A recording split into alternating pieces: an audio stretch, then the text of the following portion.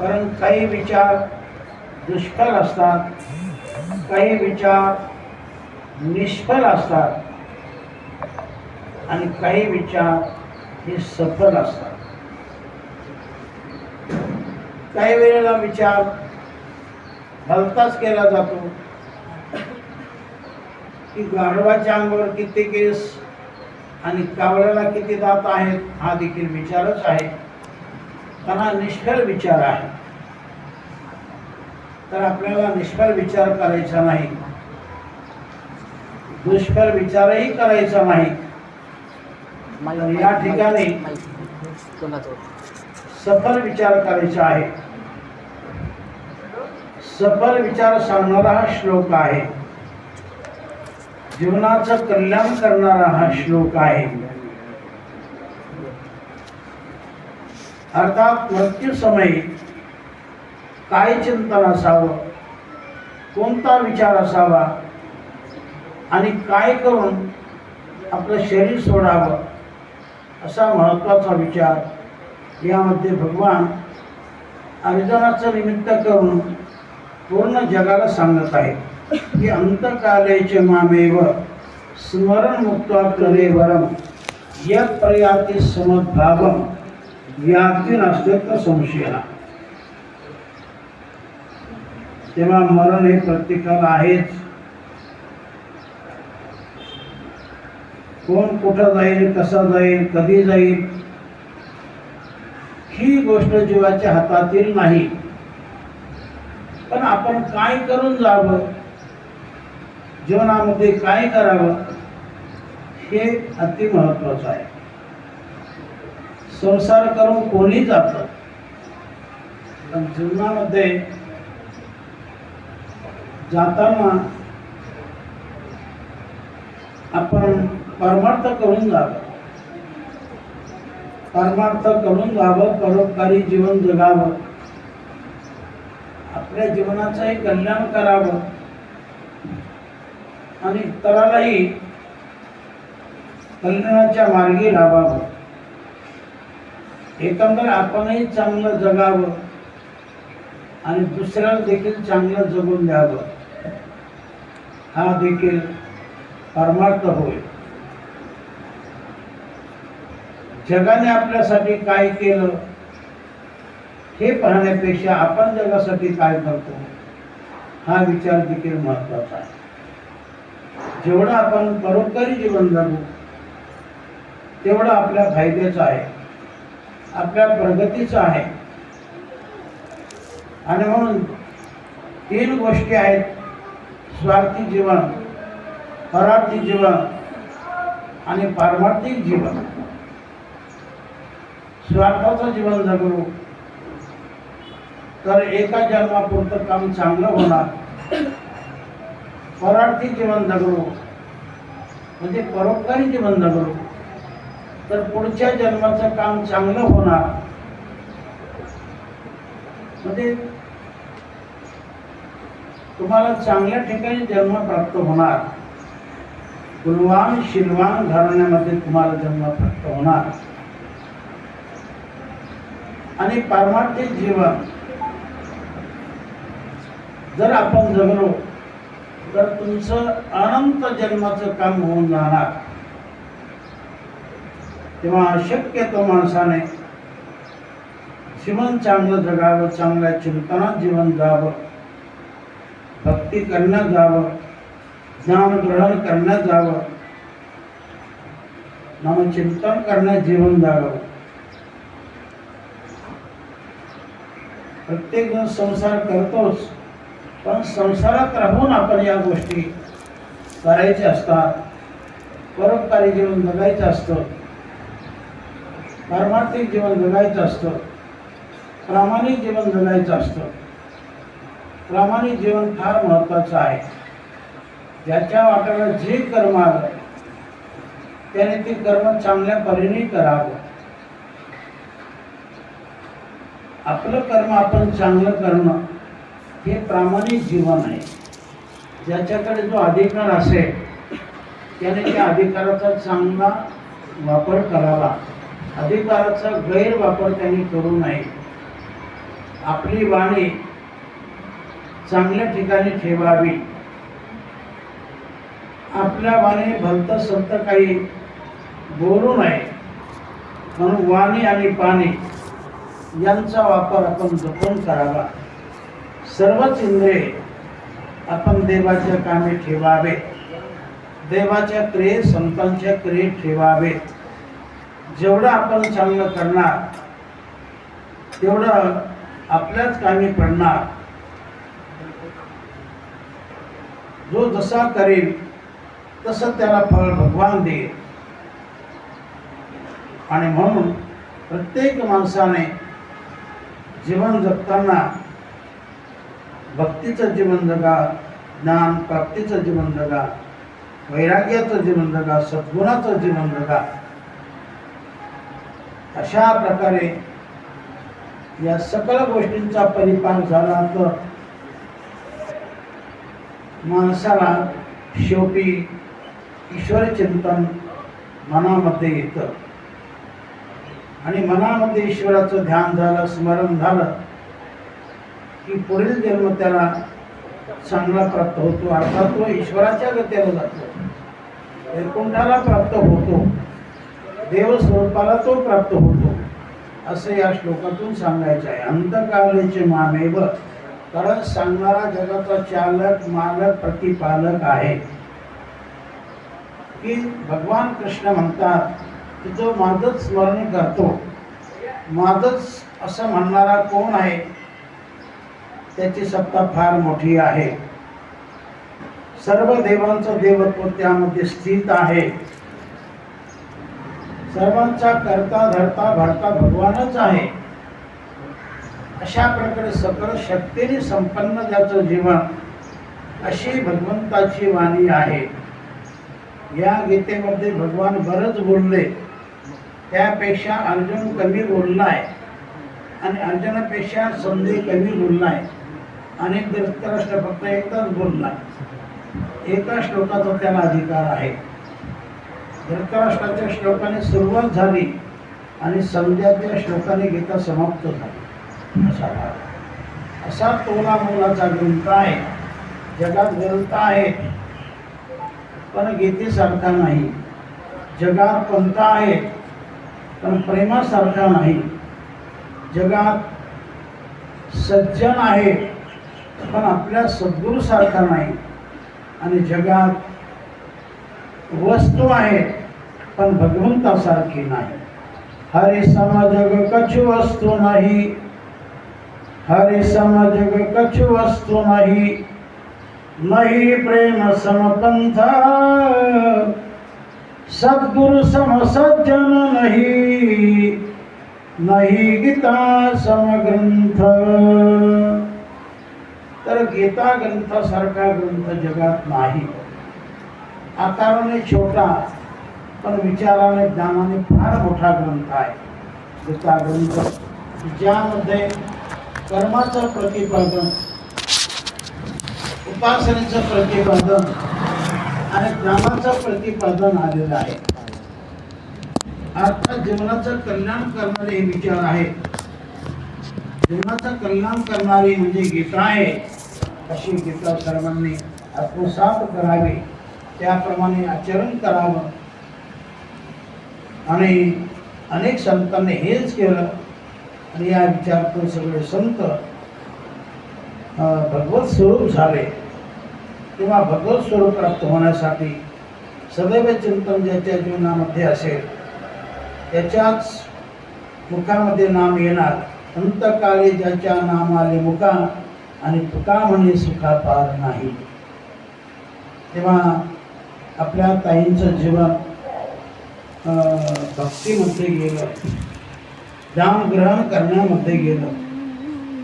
त्यांनी आपल्या जीवनामध्ये हस्तलिखित ग्रंथाचं लिखाण केलं आणि ग्रंथांचं त्यांनी घर बसल्या अध्ययनही केलेलं आहे. आणि दैनिक त्यांची नेम चांगला होता. जीवनामध्ये नेमावली चांगली होती. रोज 2 हरिपाठ त्या म्हणत असत.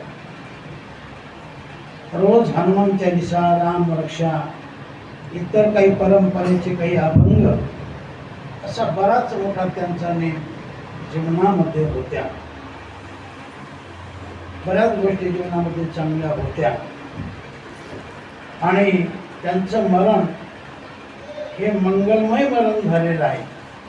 असं मरण सहजासहजी शक्यतो कोणाला येत नाही, शक्यतो कोणाला येत नाही. चालता बोलता जाणं हे चांगल्या प्रकारचं मरण आणि भगवत स्मरण करून मरण येणं फार महत्त्वाचं आहे. तर अंताकाळी असे विचार येणं फार अवघड असतं, कारण संसाराने आपलं मन ग्रस्त झालेलं असतं. संसार विचारातून आपलं मन एकदम भरून गेलेलं असतं. अशा समयी देवाचं आठवण होणं फार कठीण असतं. तर आयुष्याचे सूत्र बिघडता, भूतांची मटे खडाडता, कान मरतयाही चित्ता युगांतून होय. मरण समयी आपल्या मनामध्ये नाना प्रकारचे विचार येत असतात. त्यामध्ये आपली बुद्धी म्हणजे कमी पद्धतीची चालते, बुद्धी चालत नाही. काही सगळे गात्र विचलित झालेले असतात, शक्तिहीन झालेले असतात.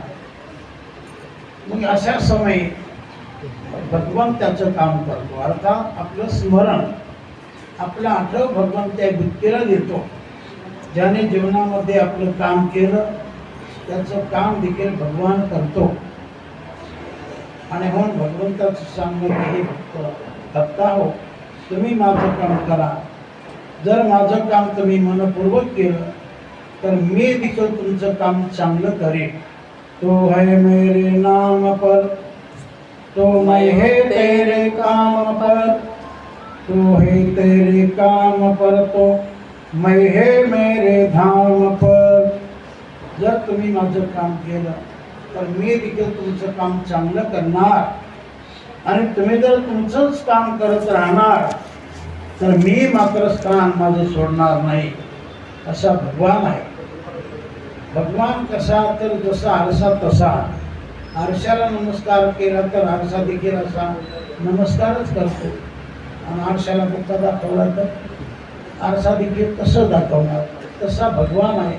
जसं आपण भगवंताचं काम करू तसं भगवान देखील आपलं काम करत असतो.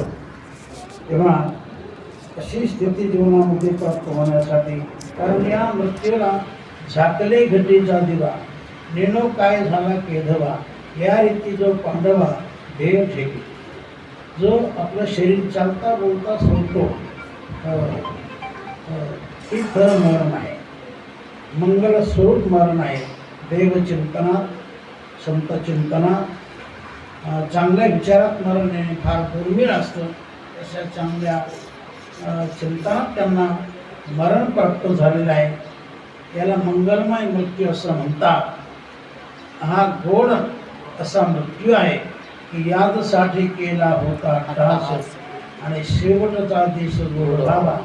आता निश्चिंतेने पावल विसावा आणि कुंटली या धावा कृष्णेची कौतुक वाटे झाली या विसाची नाममंगळाची प्रेमे झाले. माणसं कशाचंही कौतुक करतात, कशाचंही कौतुक करतात. पण कौतुक याचं करा की जेवढं जीवन आपण चांगल्या गोष्टीत गेलं, चांगलं करण्यात गेलं, दान धर्म करण्यात गेलं, नामचिंतन करण्यात गेलं, इतराचं काम करण्यात आपलं जीवन गेलं, परोपकारी जीवन जगण्यात काम केलं, याचं कौतुक करा. भलत्या गोष्टीचं कौतुक नको आहे. अर्थात आपण सर्व देवापासूनच आलो आणि देवापाशीच जायचं आहे. जर ज्यांनी नामचिंतन केलं ते देव स्वरूपाला प्राप्त झाले. पण असे कोण झाले, काही नाव तरी घ्या. पापी जामी लग जग निकावू, मुक्त भय हरि नाम प्रभाव. पापी जामी लग जग निकावू, मुक्त भय हरि नाम प्रभाव. पापी होते कोण? अजामिळ महान पापी होता. तसा तो श्रेष्ठ वर्णाचा होता. पण विसंगती जीवनामध्ये झाली, त्यामुळे जीवन खाली घसरत गेलं. घसरत गेलं. पण काही संतांची कृपा त्याच्यावर असल्यामुळे शेवटी त्याच्या मुखाला नाम आलं आणि त्या नामातून त्याचा उद्धार झालेला आहे. किती जीव भ्रष्ट असो, किती पापी असो, पण त्याच्या मुखात जर भगवंताचं नाम आलं किंवा देवाचं स्मरण झालं तर तो चांगल्या गतीला जातो असं चिंतन आहे. ज्या कर नाम मरत मुख आवा, आधमो मुकुत होय श्रुती गावा. ज्या कर नाम मरत मुख आवा, आधमो मुकुत होय श्रुती गावा. श्रुती माता सांगते अधमातील अधम जरी असला पण त्याच्या मुखाला जर नामचिंतन आलं, त्याला जर देवाचं स्मरण झालं मनोमन, तर त्याला गती चांगली प्राप्त होते. अंतकाळी जशी मती तशी गती, जशी मती तशी गती, जशी वासना तसा पुढचा जन्म. जन्म घेणे लागे वासनेच्या संगे, आहे का नाही? किंवा जडभरत राजा हरणी गर्भा गेला आणि घाला तो घाताला वासनेने.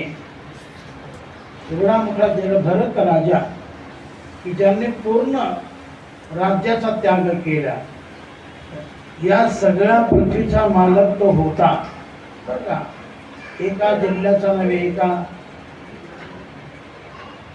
एका भागाचा नव्हे, खानदेशचा नव्हे किंवा मराठवाड्याचा नव्हे, विदर्भाचा नव्हे, पूर्ण भारत देश ज्याच्या अंकित होता. पण त्याला वैराग्य झालं आणि सर्व राज्य त्याग करून वरांतरी राहू लागला. रोज तीर्थामध्ये स्नान, एके दिवशी स्नान करताना एक अशी वाघाची माने सिंहाची डरकाळी किंवा आवाज कानी पडल्यानंतर एक हरिण पाणी पित असताना ती घाबरली, त्याने टणकन उडी मारली, तिचा गर्भ गलित झाला, तो पाण्यामध्ये पडला, ती छलांग मारून गेली पण ती गतप्राण झाली. मग तो छोटा गर्भ राजाने त्याला हाती घेतला, त्याला धुवून काढलं, स्वच्छ आणि आपल्या आश्रमात त्या छोट्या पिल्लाला आणि त्याच्यावरती प्रेम झाल्यामुळे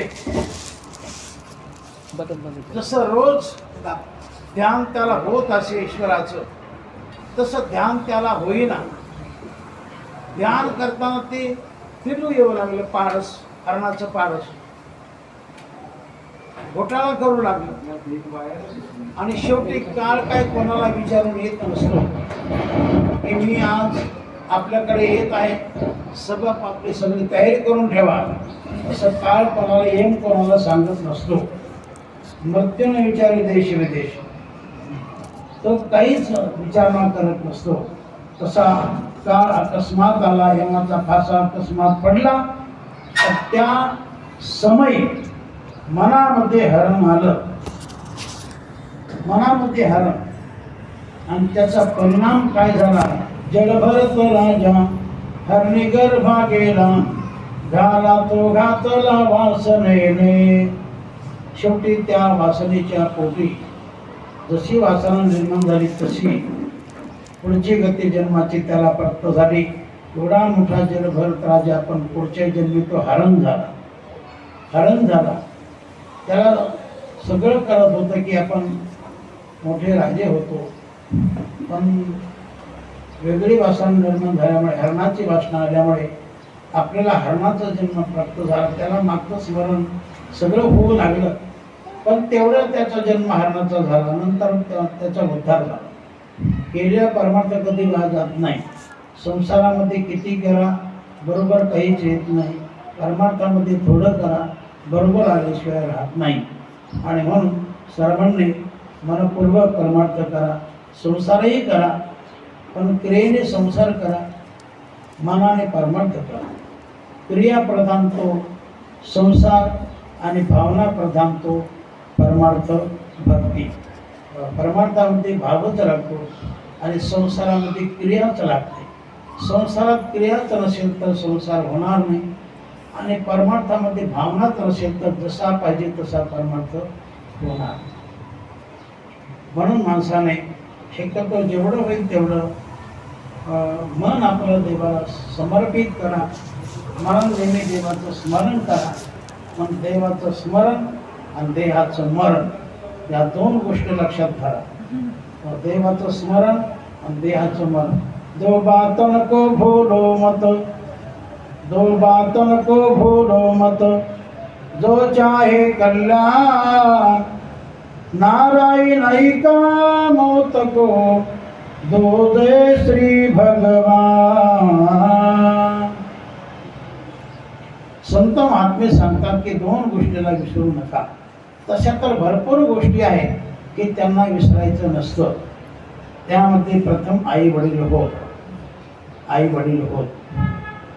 पहिला नंबर वेदाने आईचा लावला, नंतर वडिलाचा लावला, नंतर गुरूंचा लावला, नंतर अतिथीचा लावला की मातृदेव भव, पितृदेव भव, आचार्य देव भव, अतिथी देव भव. हे सगळे तुमचे देव आहेत, यांची सेवा करा असं वेदाचं सांगणं, अर्थात हे भगवंताचं सांगणं आहे. यांची सेवा करा, ती सेवा सगळी मला प्राप्त होणार. प्रथम देवता जगामध्ये जर कोण असेल तर ती आई आहे. आई नमातो परदैवतम. आईसारखा दैवत जगात दुसरा नाही. प्रत्येकाच्या दृष्टीने बघा, आपल्या दृष्टीने आपलं खरं दैवत आपली माता आहे. म्हणून नमातो परदैवतम, श्रेष्ठ दैवत माता आहे. आणि मग मातेला भजा, जसं देवाला भजा, संताला भजा, तसं आई वडिलाला भजा. त्यांची सेवा करा, आई वडिलाची सेवा करा, दैवाची भक्ती करा आणि संतांची संगती धरा. या तीन बाजू फार महत्त्वाच्या आहेत. ज्या जीवनामध्ये संगत चांगली नसेल, ज्या जीवनामध्ये भक्ती चांगली नसेल, आणि ज्या जीवनामध्ये सेवा चांगली नसेल तर त्या जीवनाला अर्थ नाही. म्हणून जीवन म्हटलं की त्या जीवनामध्ये सेवा असावी, जीवन म्हटलं की संगती चांगली असावी, आणि जीवन म्हटलं की ईश्वराची भक्ती असावी. त्यामध्ये जीवनाचं सार्थक आहे. तर दोन गोष्टी बोलून गेलो की देहाचं मरण आणि भगवंताचं स्मरण. मरण तर प्रत्येकाला आहेच. आजपर्यंत जेवढे म्हणून जन्माला आले ते सगळेच माणसं मरून गेले. सगळे माणसं मरून गेले. ज्याचं जेवढं वय ठरले त्याप्रमाणे एक दिवस प्रत्येकाला जायचंच आहे. किती आपण प्रयत्न करा, पण एक दिवस आपल्याला जावंच लागेल. आजपर्यंत आजा मेला पंदा मेला बापम सना नेला, आजा मेला पंदा मेला बापम सना नेला. देखत देखत नातू पंतू तोही तैसा झाला, उठा उठा जागा पाठी भयाले मोठे, उठा उठा जागा पाठी भयाले मोठे. मोठमोठ्या आयुष्याचे लोक निघून गेले, मृत्यूला प्राप्त झाले. हिरण्यकश्यपाला फार आयुष्य होतं, असं संतांनी वर्णन केलं. एक अर्बुद 60 कोटी देखा, 30 लक्ष 10 सहस्र लेखा, 709 मास मापा, तया हिरण्यकश्यपा काही झाले. अरे मना तो शोक करशी किती, अरे मना तो शोक करशी किती. नामदेव महाराज सांगतात किती मोठं आयुष्य होतं, किती आयुष्य. एक अर्बुद 60 कोटी देखा. एक अर्बुद म्हणजे 1 अब्ज वर्ष, पुन्हा 60 कोटी, 30 लाख, 10,000, 700, 9 महिने एवढं आयुष्य हिरण्यकश्यपाला होतं असं म्हणतात. तरी पण त्याचं समाधान झालं नाही. तो म्हटला मरणच नको मला, असं करा. ब्रह्मदेवाला सांगितलं. पण ब्रह्मदेव म्हटले मीच मरता, मीच मरक आहे, आईचं जरी फार असेल पण मला एक दिवस मरण आहे, मीच मरका तर तुला अमर कुठून करू. मग त्याने डोकं झालवलं की मला आकाशात नको मरण, घरात नको, बाहेर नको, पृथ्वीवर नको, शस्त्र नको, अस्त्र नको, माणसाकडं नको, दैत्याकडं नको. म्हणजे असं त्याने बरेच वरदानं प्राप्त केले. दिवसा नको, रात्री नको. तर सर्व काही बाजूला सारून भगवंताने शेवटी आपल्या डोक्याने त्याला ठार केलंच. शस्त्र नको, अस्त्र नको, मन खाली फाडलं. हे नको, शस्त्र नाही, अस्त्रही नाही. दिवसा नको, रात्री नको. त्या समयी रात्रही नव्हती आणि दिवसही नव्हता. अशा समयी त्याला भगवंताने मारलेला आहे. चुको आहे मृत्यूचा ठाव, जाणीवे आणि तानेचा भाव, हिरण्यकश्यप नाडला पाहो, संधी साधवून देव त्याची मारी. शेवटी त्याला मारावं लागलं. भगवंताने देखील त्याला मारलं नसतं, आणखी काही जगला असता, पण त्याने भक्ताला फार त्रास केला. नको नको तो त्रास केला. प्रल्हादाला किती त्रास केला, फार त्रास केला, एवढा त्रास केला पण प्रल्हाद नाही गेला. किती जीवघातक संकट स्वतः वडिलांनी आणले त्याच्याबद्दल. त्याला कडेलोट काय केला, त्याचा अग्नीमध्ये काय टाकलं, समुद्रामध्ये काय टाकलं, हत्तीच्या पायाला काय बांधलं, त्याला विषप्रयोग काय केला, वगैरे वगैरे असे 10-12 प्रयोग त्याला मारण्याचे केले. पण त्या सर्व प्रयोगातून तो जिवंतच राहिला आणि प्रयोग संपला की तो पुन्हा आपल्या बापाकडे हजर.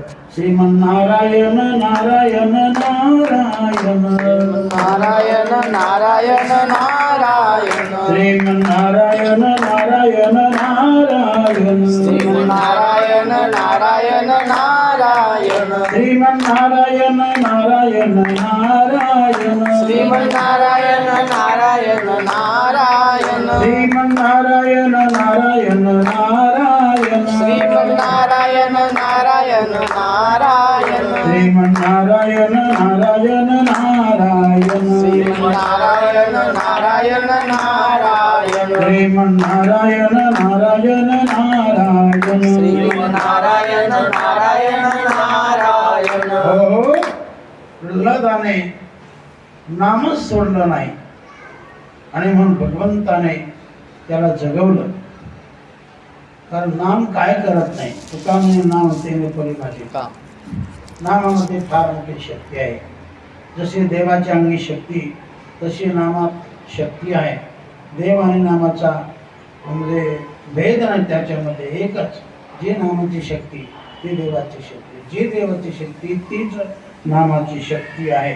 आणि म्हणून नामाला विसरायचं नसतं, देवाला विसरायचं नसतं, आईवडिलाला विसरायचं नसतं, गुरुला विसरायचं नसतं, इमानदारीला विसरायचं नसतं, सत्याला विसरायचं नसतं, धर्माला विसरायचं नसतं.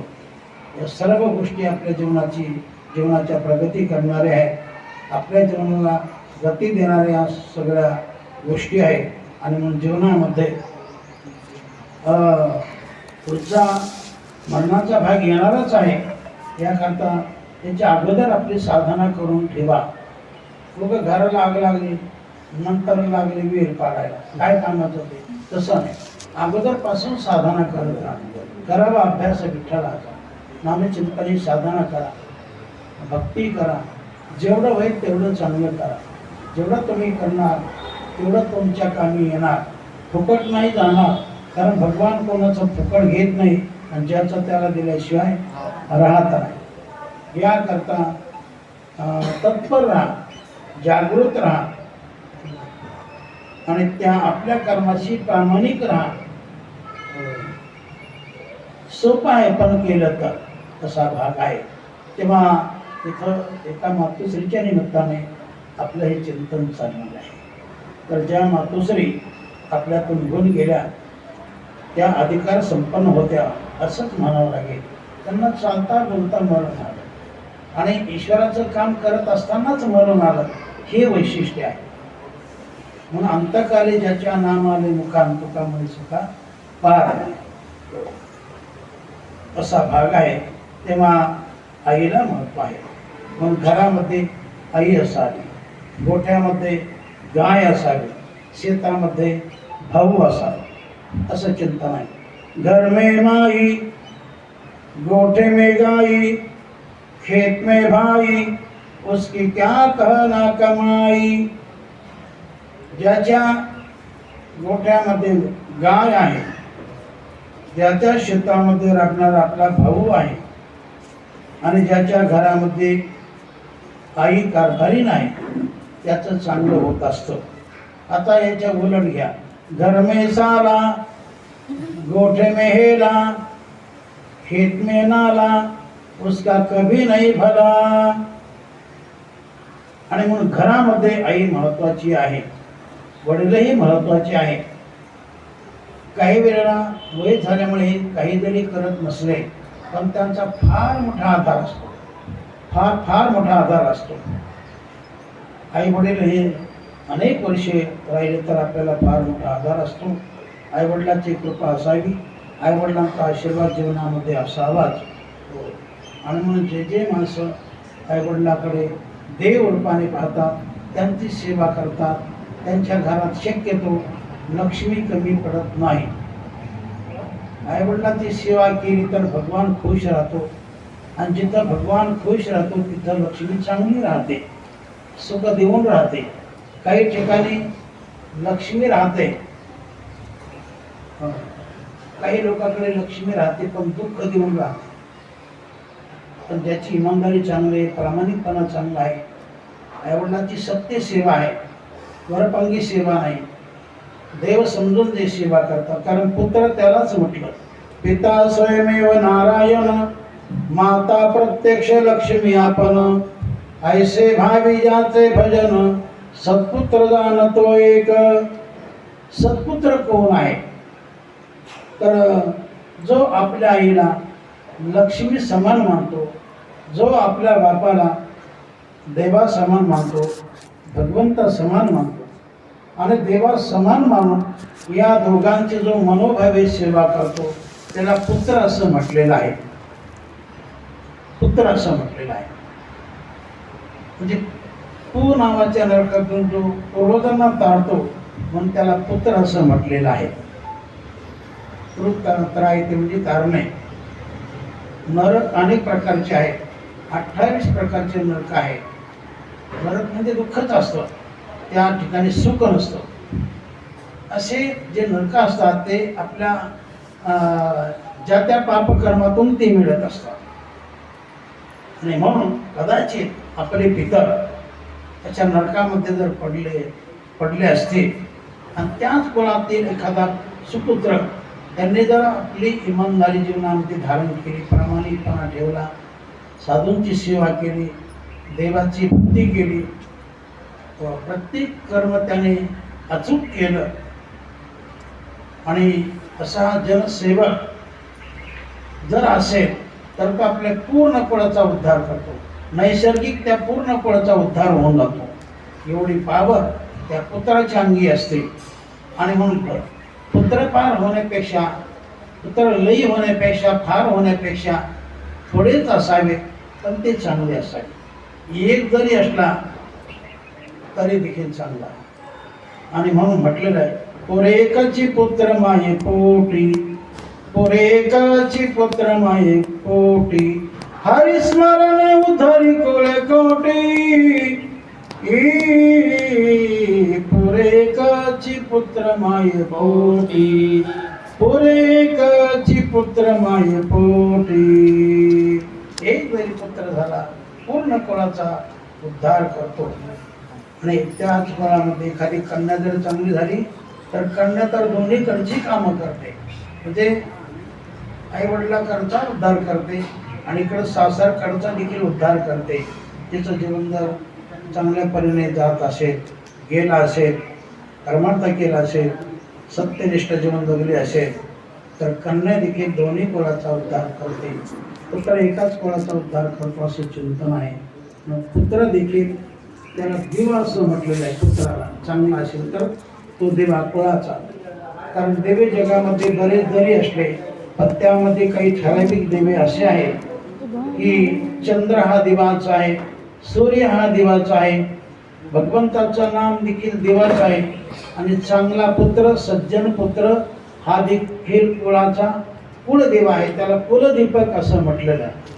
दिन का दीपक भान है, दिन का दीपक भान है, रात का दीपक चांद, कुल का दीपक पुत्र है, मुख का दीपक नाम. मुखाचा दिवामध्ये भगवंताचं नाम आणि कुळाचा कुलदेवामध्ये सत्पुत्र. कुलांगार पुत्र वेगळा आणि कुलदीपक पुत्र वेगळा. कुलांगार पुत्र पूर्ण कुळ नरकाला घालून देतो आणि कुलदीपक हा मुलगा पूर्ण कुळाचा उद्धार करतो, सर्वांना गती चांगली मिळवून देतो असा एखादा पुत्र. आणि मग पुरे पुत्राची एकाची पुत्र माय पोटी, हरिस्मरणे उद्धरी पुरे पोटी. तेव्हा अशा परिवारामध्ये आपले प्रकाश भाऊ यांनी देखील चांगला परमार्थ केला. त्यांच्या धर्मपत्नी की जे आताच 13 दिवस झाले त्यांना, त्यांच्या निमित्तानंच आपलं हे सगळं चालू आहे. तर चांगल्या परीने त्यांनी आईची सेवा केलेली आहे. त्यांच्यामुळे त्यांचे सुपुत्र वगैरे सर्वांनी चांगल्या परीने या ठिकाणी कार्यक्रम केलेला आहे. तर तेव्हा ही सेवा त्यांनी माझ्याकडे दिली की प्रवचनांची सेवा करा. तिकडं जर आपण असतो तर कीर्तनच केलं असतं, कारण एका ठिकाणी म्हटल्यानंतर अवघड जातं.